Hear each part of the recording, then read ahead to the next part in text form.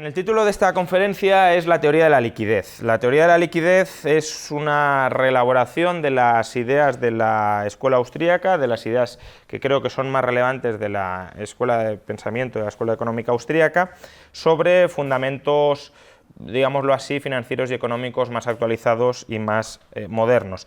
Sin embargo, creo que prácticamente todas las ideas de la liquidez, salvo algunas que pueden venir externamente, son ideas que ya están contenidas en un estadio germinal en los autores austríacos, de manera que a lo largo de la exposición podréis ver en el PowerPoint autores que de alguna manera tratan ese tipo de ideas y con las cuales se puede conectar mucho de lo que estamos viendo. Mi objetivo con la exposición de esta teoría de la liquidez es explicar el ciclo económico austríaco con otros fundamentos o con otros argumentos, aunque como veréis el problema de fondo sigue siendo muy parecido porque se refiere a desajustes en la estructura de producción inducidos por desajustes en la estructura de financiación, desequilibrios macroeconómicos entre ahorro e inversión. Entonces, ¿cómo voy a explicar esto? Bueno, pues primero voy a perder bastante tiempo con definiciones y desarrollos de esas definiciones. Voy a tratar de desarrollar los conceptos de liquidez de los activos reales, liquidez del capital productivo, liquidez de los activos financieros, liquidez del capital financiero y liquidez de los agentes. Y una vez desarrollados estos conceptos y una vez veamos las características más notables de los mismos, ya procederé a hacer una reinterpretación de la teoría austríaca del ciclo económico sobre los fundamentos de la liquidez. Entonces, empecemos por la liquidez de los activos reales. Menger, que es claramente quien inicia esta línea de investigación, define liquidez en última instancia como estabilidad de valor, es decir, como una utilidad marginal que decrece muy lentamente. Él llega a decir en algún momento una utilidad marginal constante, es decir, no decreciente. ¿Qué implicaría la liquidez perfecta? ¿Cómo podríamos conseguir la liquidez perfecta? Es decir, si tenemos un bien cuya utilidad marginal ante incrementos de su cantidad y otros cambios de variables económicas que podrían llegar a afectar a su función de oferta o a su función de demanda no experimentan ningún cambio de valor, lo que en definitiva estamos diciendo es algo así como que tenemos una función de demanda de ese bien, llamémosle dinero, una función de demanda del dinero, que es invariante frente a toda otra variable, es decir, es independiente frente a cualquier otra variable, ningún cambio en ninguna variable afecta a la demanda de dinero y solo responde frente a su precio, frente a cambios en su precio, es decir, frente a la cantidad de bienes, de otros bienes económicos que se ofrecen a cambio de él. Pero tiene que responder de una manera muy específica, y es que la función de demanda en relación con su precio es infinitamente elástica, es decir, cualquier reducción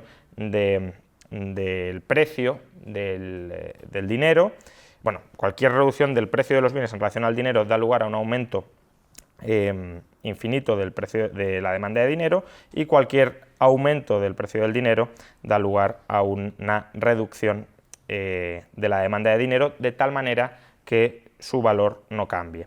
Y a su vez también una función de demanda invariante frente a toda variable, incluida su precio, es decir, oferta totalmente inelástica frente a todo, es decir, una oferta de dinero absolutamente rígida. Si tuviéramos ese dinero, es decir, demanda infinitamente elástica y oferta infinitamente inelástica, tendríamos lo que John Nash llamó algo así como el dinero ideal, un dinero cuyo poder adquisitivo sería constante. Si por ejemplo, produjéramos más bienes y por tanto el valor de los bienes cayera, el poder adquisitivo del dinero subiera, lo que sucedería es que habría una reducción de la demanda de dinero, en términos de la ecuación cuantitativa del dinero, un aumento de la velocidad de circulación, hasta el punto en el que ese precio, el precio del dinero el poder adquisitivo del dinero se volviera a su punto inicial. Al revés, si hubiese un incremento del precio de los bienes, del valor de los bienes y por tanto una pérdida de poder adquisitivo del dinero, lo que sucedería es que habría un aumento de la demanda de los bienes, del dinero, hasta el punto en el que el poder adquisitivo permaneciera constante. Además, como no puede haber cambios de oferta en ninguna dirección, pues no habría depreciación en ningún sentido por ese lado, ni apreciación. Sin embargo, el dinero asintóticamente perfecto, es bueno, un ideal quizá, pero no es nada demasiado verosímil o realista. Lo que tenemos son lo que yo llamaría dineros asintóticamente ideales, es decir, dineros que se acercan al ideal. ¿Qué son dineros que se acercan al ideal? Pues dineros con una oferta muy rígida, aunque no perfectamente rígida, y dineros con una demanda relativamente estable frente a muchas variables. Esto es lo que los teóricos cuantitativistas consideran que es el dinero dentro de sus modelos, un dinero cuya demanda es bastante estable. El problema de este tipo de dinero, asintóticamente ideal, es que tiene dos problemas serios. El primero es que en la medida en que se produzcan ganancias en el poder adquisitivo y se pueda producir dinero, habrá una excesiva concentración de factores productivos en producir dinero. Básicamente habrá una gran cantidad de trabajadores dirigidos a producir, trabajadores y factores productivos dirigidos a producir oro. Friedman estimó que en una economía donde tuviéramos patrón oro, por ejemplo, sería necesario destinar cerca del 3% del PIB anual simplemente para estabilizar el poder adquisitivo del dinero, o acercarnos a estabilizar el poder adquisitivo del dinero. 3% del PIB es un coste carísimo que parece hacer muy atractivo su sustitución por otro tipo de dinero que no sea un activo real, es decir, que no tenga un coste real asociado. Todo el sistema de educación público y concertado de España, por ejemplo, cuesta el 4% del PIB. Claro, si solo en la infraestructura monetaria tenemos que gastar el 3%, pues parece, ya digo, algo muy caro. Y luego, si los precios no son totalmente flexibles a los cambios de demanda, y puede haber cambios de demanda por otros factores, por ejemplo, aumenta la incertidumbre, por tanto, hay un aumento de la demanda de dinero, habrá un exceso insatisfecho de liquidez, es decir, la gente querrá vender bienes para conseguir dinero, pero no llegará a reponer todos sus saldos de caja hasta el monto deseado.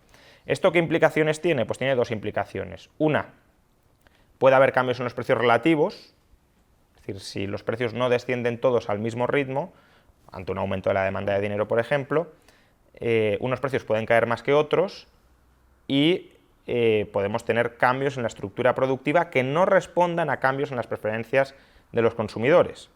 Una cosa es que se produzca más dinero a costa de otros bienes, porque aumenta el valor del dinero.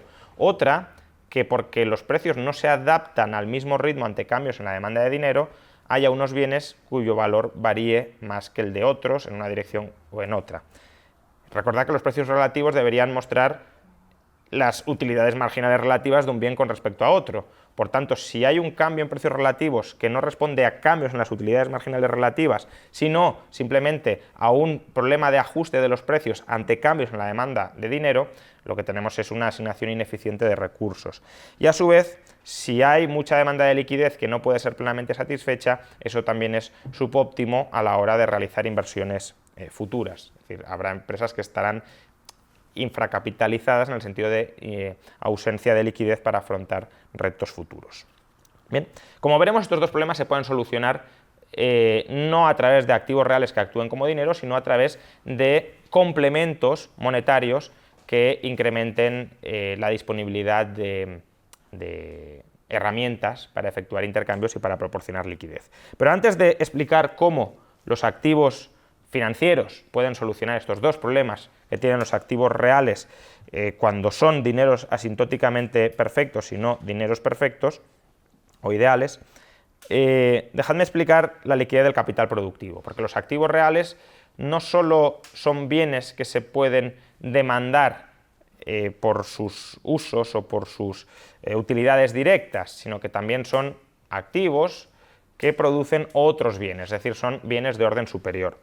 En ese caso, los bienes de orden superior tienen un valor que depende del valor de los bienes de consumo que se espera que van a producir. Bien. Desde un punto de vista empresarial, podríamos decir, como antes se ha explicado, que el capital productivo, el conjunto de activos dirigidos a obtener un lucro monetario en el mercado, tiene un valor en última instancia dependiente del valor que esos bienes de capital, esos activos reales, contribuyan a producir en forma de bienes de consumo que se vendan en el mercado. La idea de que el capital tiene un valor dependiente del valor de los bienes de consumo que en última instancia contribuyen a producir, la podemos expresar con la fórmula de valor presente. ¿Qué indica esta fórmula de valor presente?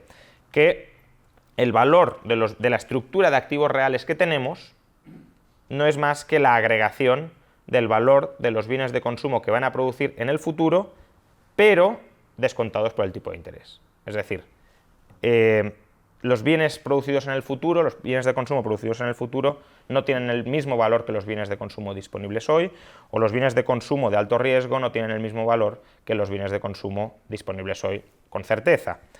Esa diferencia de valor, esa brecha valorativa, que es lo que von Baber llamaba la ley de coste, o no es otra cosa que la teoría del interés de Hullman, lo que nos viene a decir es que si sumamos sin descuento todo el valor de todos los bienes, el valor monetario de todos los bienes que se van a producir en el futuro, y lo comparamos con el valor actual de los bienes de capital, habrá una brecha, y esa brecha es el tipo de interés. ¿Bien? Y es una brecha que además se va a expresar o va a depender del tiempo y del riesgo.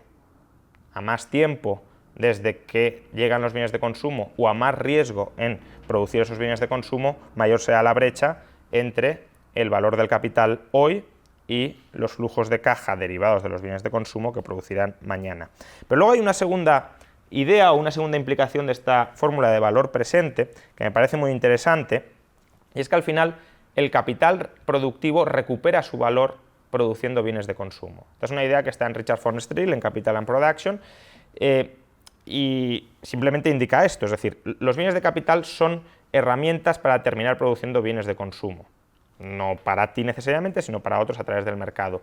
Y no hay forma de realizar ese valor, de disponer de ese valor, de disfrutar de ese valor, salvo produciendo los bienes de consumo que se espera que se van a producir. ¿Bien? Entonces la cuestión es, ¿cuán rápidamente vamos a ser capaces de producir esos bienes de consumo en relación con el valor contenido en el capital? Bueno, la medición de esto, es decir, cuán rápidamente una estructura de capital, cuán rápidamente el capital productivo es capaz de realizar su valor en forma de producción de bienes de consumo, es lo que von Baber trató de medir con el periodo medio de producción, y tal como nos han mostrado recientemente Nicolás Kachanowski y Peter Levin en un artículo, yo creo que muy interesante para profundizar en estos asuntos dentro de la teoría austríaca, la podemos aproximar a través de la duración de Macaulay. Bien, la duración de Macaulay, que es una medida muy utilizada en finanzas, también se puede transponer para medir el periodo medio de producción. Y bueno, básicamente lo que mide es eso, bien medido el periodo medio de producción. Tenéis ahí la fórmula, no me voy a entretener en ella, pero digámoslo así, que mide el periodo medio de recuperación del valor del capital en forma de la producción de bienes de consumo.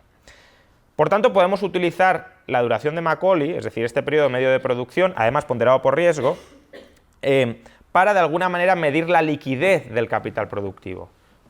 A menor duración de Macaulay, es decir, cuanto menos tiempo tardemos en recuperar el valor del capital en forma de la producción de bienes de consumo, más líquido será el capital y por tanto más líquido será a la hora de poder readaptar una determinada estructura de bienes de capital a cambios en las preferencias y a las tecnologías que tengan lugar en una determinada economía. Es decir, un capital que es muy líquido, que tiene una duración de Macaulay muy alta, si cambian los flujos de caja esperados de ese capital o si cambian los tipos de interés, tendrá muy poco margen para reaccionar ante esos cambios. En cambio, un capital que sea muy líquido tendrá mucha facilidad para poder reorganizarse. Esta idea, por cierto, también es una idea que viene bastante clara en teoría de las finanzas, porque tenemos otro concepto que es la duración modificada, y la duración modificada lo que mide es cuál es la reacción por ejemplo, de un activo o de un bono ante un cambio en los tipos de interés. Y la conclusión es que aquellos bonos o aquellos activos que tienen una duración más alta son más sensibles a los cambios en los tipos de interés. Su precio fluctúa mucho más, con lo cual también en el caso del capital productivo.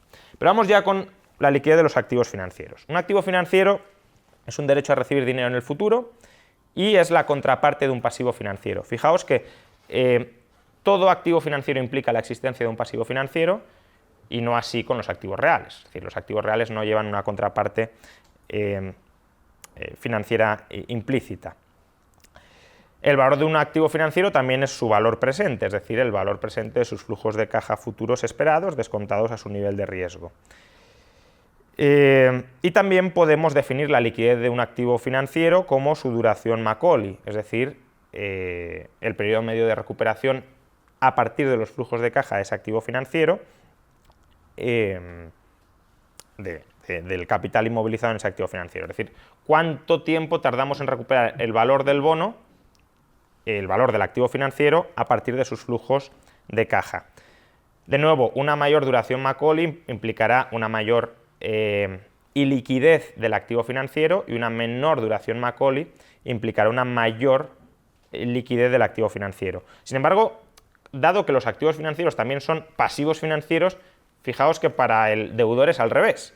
Es decir, una menor duración Macaulay implicará una mayor iliquidez para el deudor, porque tendrá que pagar muy pronto, y una mayor duración Macaulay implicará una mayor liquidez para el deudor, porque podrá pagar más tarde. Entonces, los activos financieros, o los pasivos financieros, mejor dicho, ¿con qué se pagan? Pues se pagan con los flujos de caja derivados de la cartera de activos reales y de activos financieros que tenga el deudor. Sin embargo, fijaos que los activos financieros que tenga el deudor son también los pasivos financieros de otros agentes. Por tanto, en última instancia, podemos decir que el valor de los pasivos financieros se paga con los flujos de caja derivados de los activos reales. ¿Bien? Si a mí me debe alguien dinero, mi liquidez puede depender de que ese alguien me pague, y ese alguien me podrá pagar en función de los activos que tenga. Si son activos financieros, dependerá a su vez de que otro le pague, pero en última instancia, si vamos yendo hacia atrás, llegaremos a un punto en el que esa liquidez dependerá de un activo real, es decir, de un activo que no sea el pasivo de nadie más.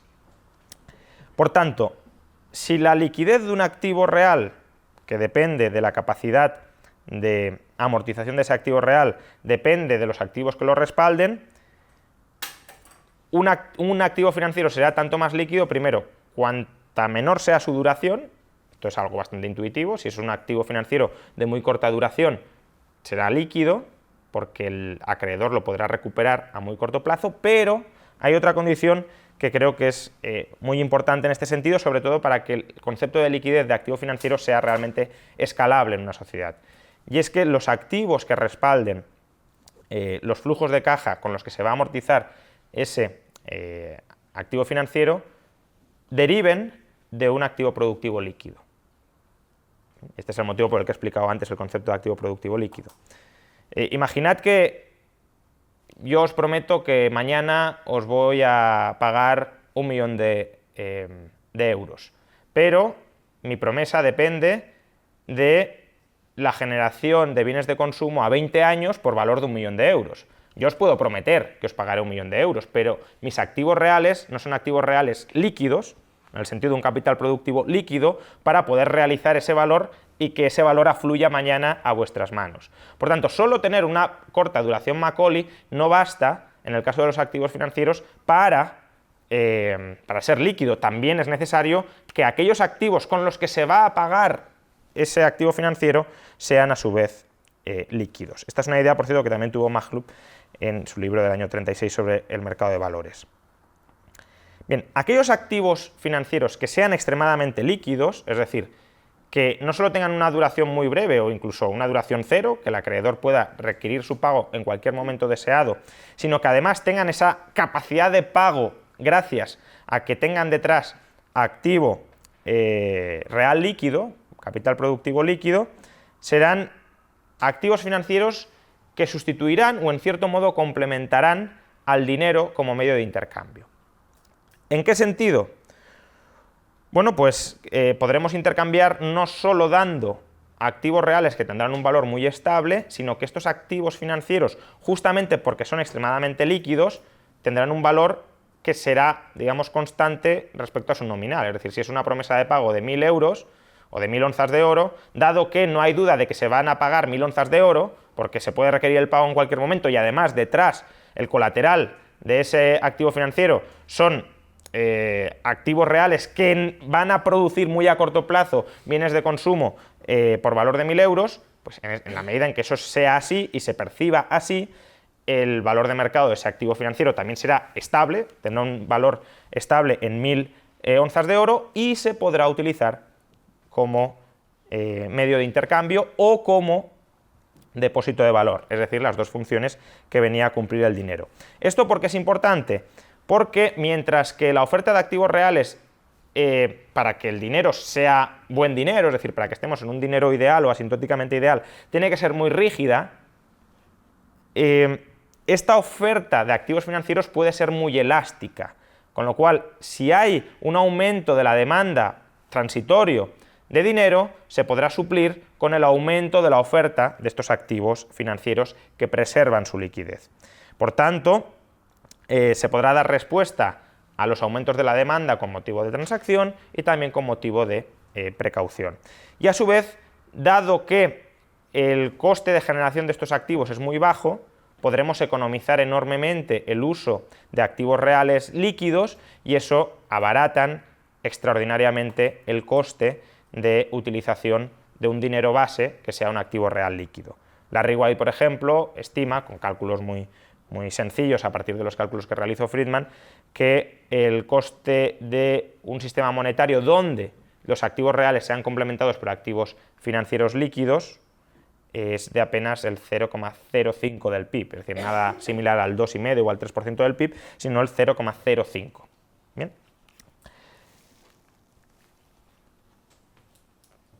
¿Qué es el capital financiero? Pues llamaremos capital financiero al conjunto de pasivos financieros de un agente económico. Es decir, todas las deudas o todos los compromisos de pago, mejor dicho, que tenga un agente económico. En este sentido, la iliquidez del capital financiero, es decir, cuán rápido tenga que devolver esas deudas en término medio el agente económico, también dependerá de su duración Macaulay. Y esa duración Macaulay dependerá de dos elementos. Primero, el plazo de los flujos de caja, es decir, cuán esparcidos estén en el tiempo esos flujos de caja que tiene que entregar el deudor, y también la magnitud de esos flujos de caja. Si los flujos de caja están muy repartidos en el tiempo, pero los iniciales son muy altos, pues evidentemente la iliquidez de ese agente será muy alta. Es decir, depende también del tipo de interés. Si el tipo de interés que tiene que pagar un deudor, el tipo de interés medio que tiene que pagar un agente económico es muy alto, su duración Macaulay, sobre todo si está concentrada al principio, también indicará mucha iliquidez por su parte. Bien, ese tipo de interés medio al que se enfrentará un agente económico dependerá de los tipos de interés de los distintos pasivos que haya emitido. Si sacamos un tipo de interés medio, a eso lo podemos llamar el coste medio ponderado de capital, el famoso WACC en finanzas. Y aquí la cuestión es que ese WACC, ese coste medio ponderado del capital, será creciente bajo dos circunstancias. El plazo, cuanto más cuantos más pasivos financieros a largo plazo emita, esos pasivos financieros tendrán un coste más creciente o tendrán un coste más alto que activos financieros a corto plazo, y también el riesgo. Bien, esta idea está contenida en la curva de rendimientos. A mayor plazo, mayor tipo de interés, hay un spread por tiempo, y a mayor riesgo para un mismo agente económico, es decir, cuanto más arriesgado se vaya volviendo su posición, también mayor tipo de interés. Con esto que quiero decir que el WACC, el coste de financiación de un agente económico, debería ser creciente con su iliquidez. Es decir, cuanto más ilíquido, cuanto más esté en una posición de iliquidez, más debería ser su coste de financiación. Y aquí llegamos ya a la liquidez de los agentes. Todo agente tiene, por un lado, activos reales y financieros y por otro, pasivos financieros. Los activos reales y financieros están en su activo y los pasivos financieros en su pasivo. La riqueza de un agente económico es la diferencia entre la riqueza neta de un agente económico es la diferencia entre su activo y su pasivo ajeno, es decir, sus deudas. Si los activos reales más financieros superan en valor los pasivos financieros ajenos, diremos que el agente es solvente, es decir, que tiene riqueza financiera neta. Ahora bien, un agente económico puede ser solvente y a su vez ser ilíquido. ¿Por qué puede ser ilíquido? Porque para que un agente económico sea líquido, ha de ser capaz de atender los pagos derivados de sus pasivos con los cobros derivados de sus activos reales y financieros, aunque en última instancia son los activos reales de la economía, porque sus activos financieros, sus cobros proceden de, en última instancia, los activos reales de otros agentes. O dicho de otra manera, un agente económico estará en una posición de iliquidez si ha de atender los pagos de sus pasivos o liquidando sus activos o refinanciando sus pasivos.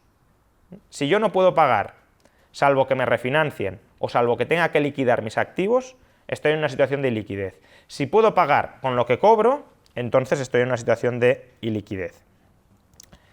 Es decir, como os decía, un agente puede ser solvente, pero ilíquido. Puede tener una riqueza neta positiva, pero no ser capaz de atender en un momento determinado sus pagos a partir de sus cobros. La iliquidez evidentemente es peligrosa, pero a su vez es rentable. ¿Por qué? Porque si a mayor iliquidez, mayor WACC, uno puede estar tentado, digámoslo así, a tratar de rentabilizar, a tratar de lanzarse en los brazos de la iliquidez para obtener mayores rentabilidades. Por ejemplo, uno puede, un intermediario financiero, por ejemplo, puede emitir activos financieros de baja duración, de corta duración, es decir, activos financieros a corto plazo, para comprar activos financieros de largo plazo. Es decir, puede arbitrar los tipos de interés de distintos activos financieros. Activos financieros de largo plazo conllevarán tipos de interés más altos por plazo y por riesgo. Activos financieros de corto plazo, en principio, pagarían tipos de interés más bajos. O otro puede incluso lanzarse a invertir en capitales productivos de largo plazo, emitiendo pasivos financieros de corto plazo, tratando de nuevo de arbitrar la rentabilidad mayor que existe en las estructuras productivas de más largo plazo con pasivos financieros de corto plazo. En definitiva, uno puede tratar de maximizar la rentabilidad de su inversión empresarial como deteriorando su liquidez, invirtiendo a un mayor plazo, a mayores duraciones, que aquellas duraciones a las que se está financiando, ¿bien? Con pasivos a corto plazo. Y a partir de aquí creo que podemos replantear el ciclo económico austríaco. Si los agentes económicos deciden preservar su liquidez, es decir, si los agentes económicos están preocupados en no deteriorar su posición de liquidez y por tanto financian inversiones a largo plazo con pasivos a largo plazo, entonces las preferencias de tiempo y de riesgo de los ahorradores, lo que podríamos llamar la estructura del capital financiero, es decir, cómo los pasivos que componen el capital financiero están compuestos pues, por pasivos a largo plazo, pasivos que señalicen alto riesgo, determinarán el tipo de financiación que se da para el capital productivo, de tal manera que nadie invertirá a mayor plazo que aquella financiación que haya conseguido a ese mismo plazo o a ese mismo riesgo. Por tanto, habrá una coordinación entre capital financiero y capital productivo. O dicho de otra manera, podemos decir, como al final sostienen los austríacos, que en este caso, si los agentes se preocupan verdaderamente por su liquidez, habrá una coordinación o un equilibrio entre ahorro e inversión. El consumo deseado por los ahorradores en distintos momentos del tiempo, expresado en los activos financieros que hayan adquirido con distintos plazos y preferencias de riesgo, estará o será compatible con la producción de bienes de consumo en distintos momentos del tiempo. En cada momento llegarán una serie de bienes de consumo que darán respuesta a las demandas de bienes de consumo en ese momento del tiempo. Ahora bien, si los agentes rechazan preservar su liquidez, la estructura de capital financiero no tiene por qué condicionar la estructura del capital productivo. Es decir, será posible financiar capitales productivos de muy alta duración a muy largo plazo con capitales financieros de baja duración. Y ahí habrá una inconsistencia temporal. Es decir, se estará prometiendo el repago de deudas a un plazo muy inferior al plazo al que se van a producir los bienes de consumo, que en última instancia tienen que servir para repagar esas deudas. ¿Bien? Por tanto, podríamos decir que en determinados plazos puede haber desequilibrios entre ahorro e inversión, es decir, que los ahorradores a un determinado plazo sean inferiores a los inversores en ese determinado plazo. Los intermediarios financieros serán los agentes más proclives a deteriorar su liquidez de manera, si lo queréis, sistémica. Se suele decir que su misión es transformar plazos, es decir, emitir pasivos financieros de baja duración para adquirir activos financieros de alta duración. Sin embargo, según la definición que hemos dado, esos pasivos a corto plazo, esos pasivos de baja duración, no son líquidos. ¿Por qué? Porque aunque prometan amortizar la deuda a muy corto plazo, ¿qué tienen detrás? Activos productivos de alta duración. Con lo cual, no todos esos pasivos se pueden amortizar en el momento en el que se desee. O dicho de otra manera, la viabilidad o la liquidez, la capacidad de repago de esos pasivos depende de que alguien los esté refinanciando o de que se liquiden activos reales a largo plazo. El problema es que no siempre es posible encontrar un encaje a esos activos reales a largo plazo en los planes de negocio de otros agentes, de tal manera que si no puedes recolocar activos de largo plazo en otros planes de negocio, el valor de esos activos de largo plazo se hundirá. Aquí nota, el problema de los intermediarios financieros no es la reserva fraccionaria. Si los intermediarios financieros emiten pasivos financieros de baja duración con activos financieros de baja duración, lo que tenemos es que esos intermediarios financieros están preservando su liquidez. Y ahí no hay nada problemático, estamos simplemente complementando la oferta de activos reales con la emisión, la creación de activos financieros líquidos que, bueno, como he dicho, solucionan los anteriores problemas mencionados de los activos reales en solitario.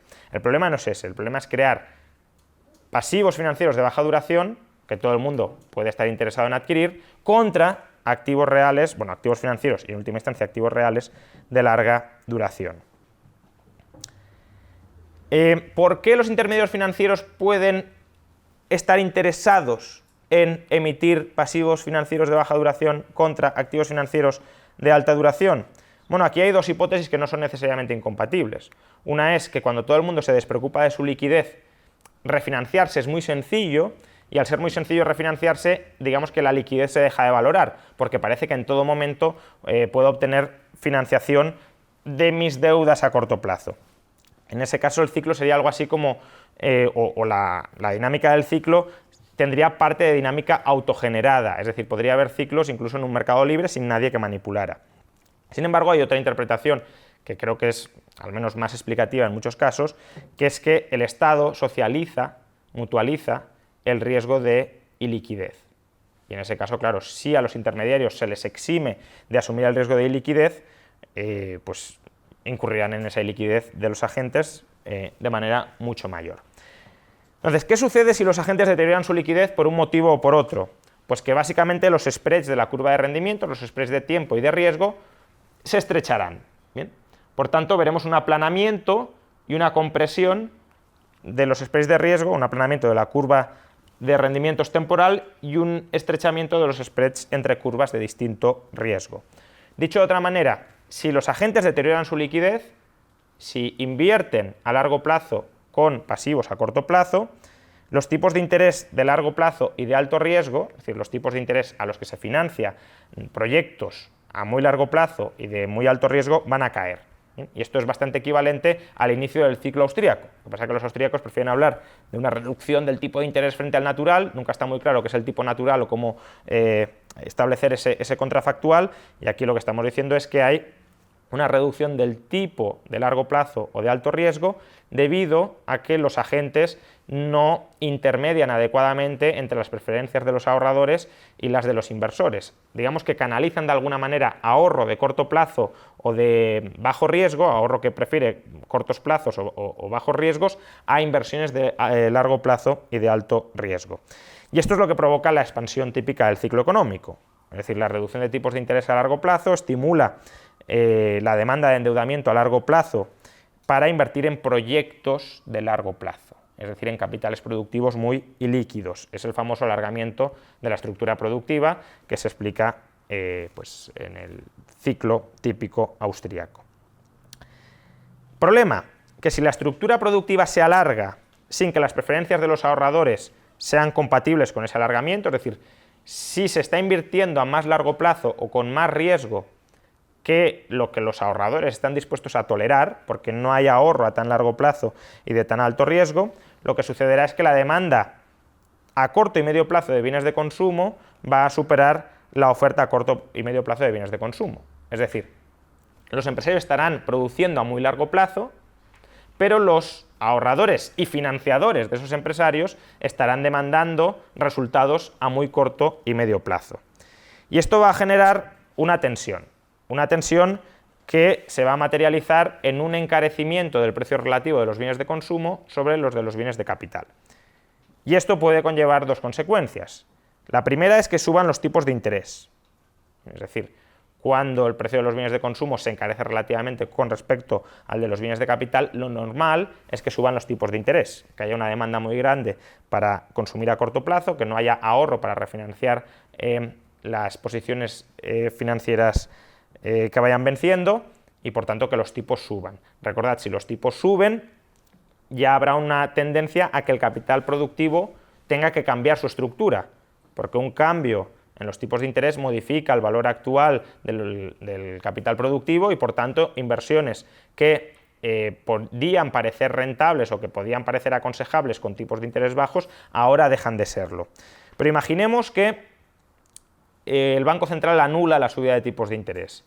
Aún así, si se encarecen el precio de los bienes de consumo, la rentabilidad de aquellos capitales más líquidos, es decir, de aquellos capitales productivos más líquidos, es decir, de aquellos que sean capaces de producir bienes de consumo más rápidamente, será más alta que la de los capitales productivos más ilíquidos, es decir, aquellos que sean capaces de producir los bienes de consumo más tardíamente. ¿Por qué? Porque la rotación del capital será mucho más alta en el primer caso, es decir, cuando son capaces de producir bienes de consumo a muy corto plazo. Esto es básicamente la idea del efecto Ricardo Hayekiano.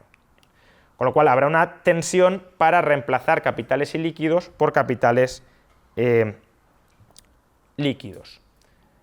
Problema, que los deudores, aquellas deudas que van venciendo, en última instancia su capacidad de repago depende de que se produzcan bienes de consumo, es decir, de que los capitales productivos reales realicen su valor a través de la producción de bienes de consumo. Y esto, en la medida en que vencen las deudas antes de que se realicen los capitales ilíquidos, es decir, antes de que los capitales productivos produzcan los bienes de consumo, generará dos problemas. Bueno, generará el problema de que los deudores no podrán pagar, no habrán generado el valor económico para pagar. ¿Cómo se reacciona ante esto? Pues, por un lado, tratando de refinanciar las deudas.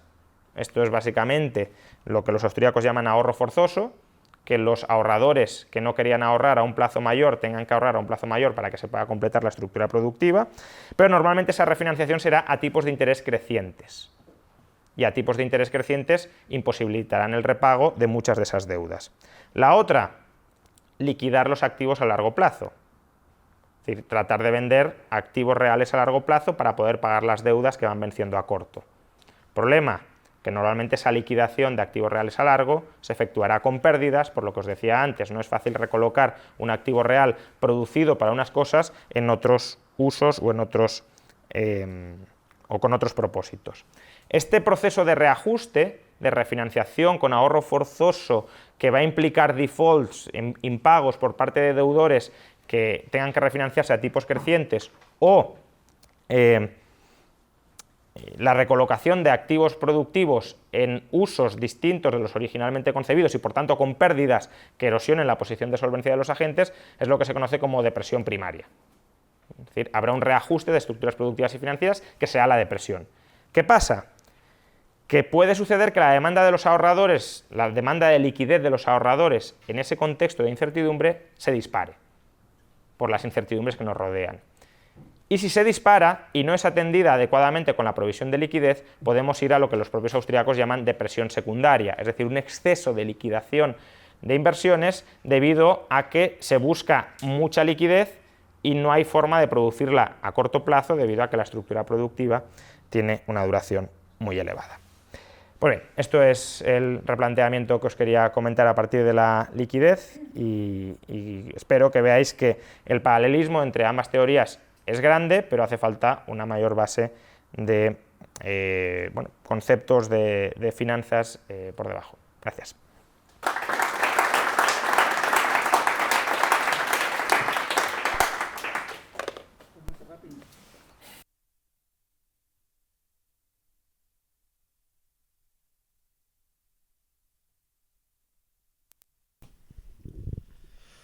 Bueno,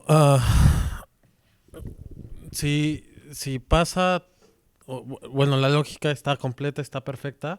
Yo quiero saber, o sea, si todo esto es así, ¿cómo los incentivos para producir bienes de capital o bienes de consumo después cambian, caen necesariamente? Y entonces, ¿cómo se soluciona eso en el largo plazo? O sea, ahorita suben las tasas, el problema a corto puede que se solucione, puede que no, y eso necesariamente trae una consecuencia a largo plazo, que va a ser la desinversión en proyectos de inversión que den sus frutos después. Pero en los momentos que estamos ahora, que pues, según números que he visto en las conferencias en México, de los keynesianos, claro, la economía está muy cerca de su máximo de producción. Claro, pues eso es justamente el Entonces, problema. es un doble problema. El Bueno, problema de la yo, liquidez yo diría que es el mismo. y la inflación después. Porque lo que te está señalizando es que ahora la economía está produciendo, o sea, tiene muy poco margen de reajuste, y si hay una subida de tipos, que tal como la describo aquí es una subida endógena, es decir, es una subida que deriva de que las preferencias entre ahorradores e inversores no están adecuadamente casadas, y si habrá un momento en el que sea necesaria mucha refinanciación y los ahorradores no están dispuestos a proporcionarla, no están dispuestos a esperar más, los tipos subirán. Y esa subida de tipos lo que te modifica es el valor de todas las estructuras de capital, y lo que plantea o a lo que empuja es a reestructurar esas estructuras de capital. Pero esas estructuras de capital no se pueden reestructurar de la noche a la mañana porque son ilíquidas, en el sentido de que son a largo plazo bueno, claro, si tú tuvieras una estructura a muy corto plazo, si produces los bienes de consumo rápido y recuperas el valor de la inversión, ya puedes reinvertir en otras cosas distintas. Pero aquí, hasta que no terminen esas estructuras de producción, no podrás recuperar ese valor, salvo que fueras capaz de recolocar esos factores, esos bienes de capital en forma de estructuras productivas más líquidas. Pero claro, no es tan fácil migrar bienes de capital concebidos para una función en estructuras muy líquidas a otras en estructuras más líquidas. Por tanto, es parte del mismo problema. Si no estuviésemos, o sea, si hubiese un margen de recursos ociosos muy grande en todo, que ese es el escenario keynesiano típico de la depresión, si hubiese mayor demanda, por ejemplo, de bienes de consumo, de bienes de capital o de factores complementarios, se podrían producir con los factores ociosos. Pero si ya estamos cerca y hay un cambio de preferencias intertemporales que, insisto, es endógeno a la mala planificación financiera actual, pues no tienes margen de respuesta salvo liquidar estructuras y por tanto ir a una recesión. Eso me quedó completamente claro. Yo más bien no supe preguntar. ¿Y eso cómo implicaría o qué traería atrás en los precios relativos? Porque si estamos tan cerca y luego subes los tipos, va a haber inflación y deflación al mismo tiempo. O sea, digo, no sé si no estoy entendiendo nada en realidad, pero o sea, si O sea, estamos tan cerca puedes decir de que la va a haber inflación producción. de bienes de consumo y deflación de bienes de capital, si te refieres a eso, pero... Sí, bueno, una subida de tipos al final te indica eso, es un encarecimiento de los bienes de consumo en relación con los bienes de capital. Pero lo que pasa es que la inflación y deflación se suele utilizar para otras cosas. O sea, el término... Por aquí, pregunta, que alguien me preguntó. Hablabas en función de los activos financieros emitidos en base a activos reales. Y con esto quiero acercarlo un poco a hechos extraños que pasan en Venezuela. Las necesidades crecientes de liquidez por el agujero fiscal que existe han llevado a la magia de pensar de que se podían emitir activos financieros en base a reservas de petróleo que están en el subsuelo, que no han sido extraídas, y reservas de minerales preciosos, entre ellos oro. Y se han emitido, de hecho, deuda en base a ello. Hemos hecho críticas en base a que el petróleo en el subsuelo carece de valor porque todavía es un proceso que no ha sido explotado, y se habla en base a esa riqueza. O sea, sería un problema planteado en función de ello, porque estás hablando de que se puede emitir liquidez en función de activos que no son líquidos reales en el largo plazo. Claro, hombre, lo que pasa es que lo de Venezuela ya es directamente que el emisor de moneda está quebrado y por tanto sus pasivos no valen nada. Pero evidentemente, si nos abstraemos un poco del contexto dramático apocalíptico de Venezuela, crear pasivos monetarios, pasivos supuestamente a corto plazo, contra activos reales que si alguna vez son capaces de realizar ese valor monetario, es decir, hay mucha incertidumbre de si serán capaces de hacerlo, será a muy, muy largo plazo, pues claro, es decir, la liquidez de ese pasivo financiero está verdaderamente comprometida porque a ti te tienen que pagar con cargo a ese subsuelo, salvo que otro se subrogue en tu posición de liquidez y no hay forma a corto plazo de pagar en ese subsuelo. Por tanto, o te esperas, el ahorro forzoso famoso, y eso tiene una desventaja para el tenedor que hace que el pasivo se deprecie, o no cobras. Y claro, si se deprecia el pasivo, pues lo que tienes es inflación. Siguiendo la lógica a la inversa, si nos vamos a países que han pasado de curvas de rendimiento horizontales a negativas, como Japón, Estados Unidos, ¿podemos a partir de esto inferir algo sobre cambios en su estructura productiva y la financiación que lo respalda? ¿O se debe únicamente a cambios en las expectativas futuras en los tipos de interés? No, hombre, desde luego las expectativas influyen en la curva y eso es lo que quizá faltaría haber incorporado aquí, pero bueno, no iba a hablar largo y tendido sobre la curva de rendimientos. Pero si nos olvidamos de las expectativas, que de alguna manera las expectativas es como qué espero que va a pasar sobre los fundamentales, con lo cual al final lo puedes referir a los fundamentales. Los fundamentales dependen o sea, la forma, si los tipos son mayores o menores dependen del plazo y del riesgo. La forma de la curva, si es más convexa o más aplanada, depende de la preferencia por la liquidez. Es decir, si uno se preocupa mucho de su liquidez, no arbitrará entre plazos distintos o entre riesgos distintos, con lo cual el spread será el determinado por la existencia de ahorradores inversores a un determinado plazo y nivel de riesgo. Ahora, si uno se despreocupa de su liquidez y cree que puede liquidar sus activos a largo plazo para obtener la liquidez a corto, pues sí que tenderá a haber un arbitraje de los spreads y por tanto un aplanamiento de la curva. ¿Qué podemos inferir de sus estructuras productivas? Pues evidentemente si los tipos de interés en general caen, sobre todo si caen a largo plazo, lo que tenemos son estructuras productivas más complejas y de duración más prolongada, y si lo que tenemos son tipos de interés muy altos, sobre todo tipos a largo plazo muy altos, lo que tendremos son estructuras más comprimidas, que tengan que realizar más rápidamente el valor, porque no habrá ahorradores largoplacistas con ganas de asumir riesgos, etcétera. Hola, yo para entender todo lo que dices tengo que ver el mismo vídeo pues a lo mejor 8 o 10 veces, pero bueno, más o menos con lo que visualizo, tú antes has dicho que si aumenta la cantidad de dinero, tienden a aumentar los precios y entonces se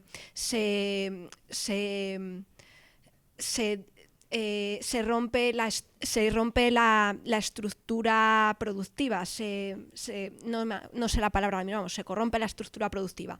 Si tú coges lo que previamente, el dinero que ya existe o bienes que ya existen o no sé cómo lo llamas tú, activos pasivos, porque es la parte de los depósitos, los pasivos, y los prestas o generas a partir de ellos activos, entonces no tiende a aumentar la cantidad de lo que hay. O sea, coges de un sitio y pones en otro, pero si generas, o sea, si emites promesas de pago, si emites pagarés sin que tengan una contrapartida real, entonces es inevitable que aumenten los precios, porque es que está aumentando la cantidad de medios de pago en circulación. Entonces se distorsiona la estructura productiva. Es inevitable, si no lo haces con un ahorro previo, es inevitable que ocurra. A ver, la primera parte la verdad no la he entendido, la última creo que sí que la he entendido bastante bien lo que estás preguntando. Sí, creo que te referías a lo último y al final sí que entiendo lo que quieres decir. A ver, primero, el que tiene un pasivo financiero está ahorrando. Es decir, yo mientras tengo un activo financiero o un pasivo financiero, depende de dónde lo mires, me estoy absteniendo de gastar, estoy dando financiación. El acreedor financia al deudor, ¿sí? Es decir, mientras tú no cobres, mientras tú no exijas el cobro del pasivo financiero, estás dando financiación y por tanto te estás absteniendo de cobrar. Bien. Esa financiación, ¿a dónde la diriges? Si la diriges a lo que he llamado capitales productivos líquidos, es decir, estructuras de producción que a muy corto plazo produzcan bienes de consumo, tú estás dando financiación durante un plazo muy breve durante el cual se terminarán de producir los bienes de consumo que puedes querer consumir una vez concluya ese plazo. Por tanto, no es que estés incrementando los medios de intercambio sin aumentar los bienes de consumo que se pueden adquirir. Estás incrementando los medios de intercambio al tiempo que incrementas los bienes de consumo que se pueden adquirir.